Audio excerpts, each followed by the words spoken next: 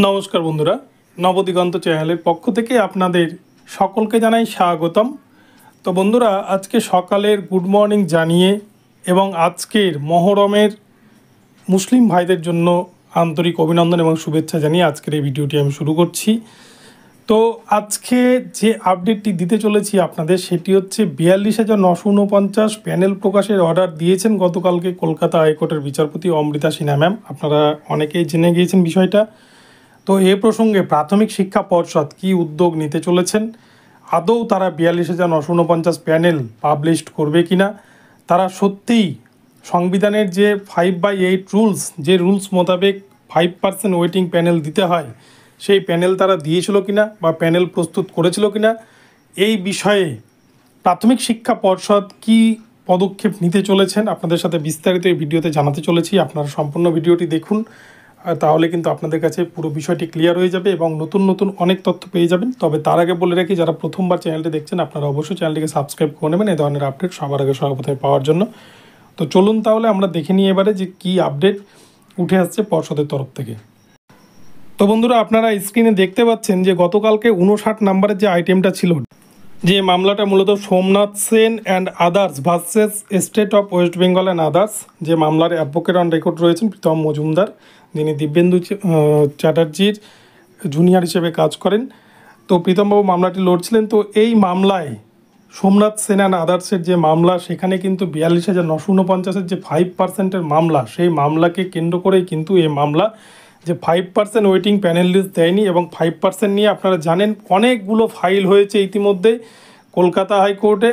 যে মামলার কিন্তু সূত্রপাত হয়েছিল প্রাক্তন বিচারপতি অভিজিৎ গঙ্গোপাধ্যায়ের এজলাস থেকে, এবং তারপরে বিচারপতি রাজাশেখর মান্থার এজলাসে অনেকগুলো ফাইল হয়েছে এবং অমৃতা সিনহা ম্যামের এজলাসেও কিন্তু একটা বা দুটো ফাইল হয়েছে 5% মামলা, এমনটা শোনা যাচ্ছে। তো এই 5% মামলা নিয়ে মামলাটা কিন্তু উঠেছিল গতকালকে, এবং এই মামলার পরিপ্রেক্ষিতে এই বিচারপতি অমৃতা সিনহা ম্যাম তিনি কিন্তু 42,949 নিয়ে যে বারংবার যে অভিযোগ উঠে আসছে 2014 প্রাইমারি টেটের যে ভুরি ভুরি দুর্নীতি, যে অনিয়ম বেনিয়ম, অযোগ্য শিক্ষকরা চাকরি পেয়েছে, এরকম যে বিভিন্ন অভিযোগ উঠে আসছে, তারই পরিপ্রেক্ষিতে বিচারপতি অমৃতা সিনহা ম্যাম তিনি কিন্তু 42,949-এর প্যানেল 14 দিনের মধ্যে জমা করার নির্দেশ দিয়েছেন প্রাথমিক শিক্ষা পর্ষদকে।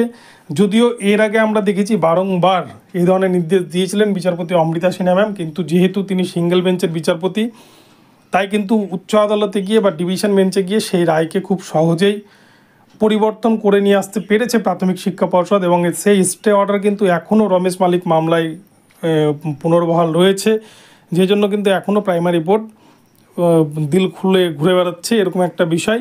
তো যদিও বিচারপতি অমৃতা সিনহা ম্যাম তিনি, তার হাতে যে সমস্ত মামলাগুলো এসছে, প্রাথমিকের সমস্ত নিয়োগ দুর্নীতি মামলা এসছে, তিনি যেভাবে প্রাথমিকের এই নিয়োগ দুর্নীতির বিরুদ্ধে লড়াই করছেন, তাতে কিন্তু প্রাইমারি বোর্ডের স্বস্তি পাওয়ার কোনো জায়গা নেই। তাদেরকে কিন্তু প্যানেল আজ হোক কাল হোক যেদিন হোক না কেন দিতেই হবে। তো এখন বিষয়টি হচ্ছে প্রাথমিক শিক্ষা পর্ষদকে যে 30 তারিখের মধ্যে, 30 জুলাই 2024 তারিখের মধ্যে এই প্যানেল লিস্ট জমা করার নির্দেশ দিয়েছেন প্রাথমিক শিক্ষা পর্ষদকে কলকাতা হাইকোর্টের বিচারপতি অমৃতা সিনহা ম্যাম। তো প্রাথমিক শিক্ষা পর্ষদ এই বিষয়ে কি পদক্ষেপ নিতে চলেছেন? তো বন্ধুরা, আমরা যদি পূর্বের ইতিহাস দেখি, প্রাইমারি বোর্ড তারা কিন্তু কোনোভাবেই প্যানেল দিতে চাইছে না বা প্যানেল দিবে না। তারা জানে প্যানেল দিলে অযোগ্য শিক্ষকদের চাকরি বাতিল হয়ে যাবে এবং পুরো প্যানেলটাও বাতিল হয়ে যেতে পারে, কেননা সেরকমই একটা কিন্তু ইঙ্গিত এসএসসির 26,000 চাকরি বাতিল মামলার ক্ষেত্রে ঘটেছে।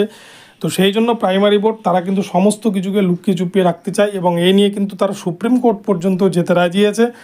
তাই এই যে গতকাল যে অর্ডারটা এসছে বিচারপতি অমৃতা সিনহা ম্যামের এজলাস থেকে, যে 14 দিনের মধ্যে পর্ষদের তরফ থেকে যিনি লড়ছিলেন কৌশিক চৌধুরী মহাশয়, ওনাকে যে নির্দেশটা দেওয়া হয়েছে 14 দিনের মধ্যে সিবিআই কাস্টাডি থেকে সেই রিপোর্ট এনে দেখাতে হবে পর্ষদকে, আদালতে জমা করতে হবে। যেহেতু কৌশিকবাবু বলেছিলেন যে সিবিআই কাস্টাডিতে সমস্ত কিছু রয়েছে 42,949-এর, আদারওয়াইজ 42,000-এর প্যানেল এক্সপায়ার হয়ে গেছে।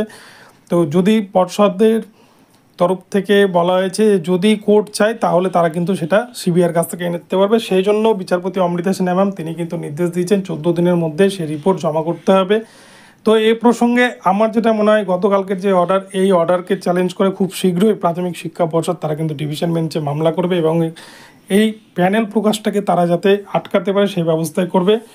তো আগামীতে প্যানেল প্রকাশ করবে না প্রাথমিক শিক্ষা পর্ষদ, এটুকুটা কিন্তু 99% মানে নিশ্চিত থাকুন আপনারা যে প্রাইমারি বোর্ড কোনোভাবেই তারা কিন্তু প্যানেল প্রকাশ করবে না। প্যানেল প্রকাশ বাদ দিয়ে অন্যান্য যে সমস্ত বিষয় রয়েছে সেগুলোতে তারা কিন্তু আর্গুমেন্ট করতে রাজি আছে। এই প্যানেল প্রকাশটাকে তারা যেভাবেই হোক না কেন ডিভিশন বেঞ্চে গিয়ে কিন্তু স্টে ফেলানোর চেষ্টা করবে।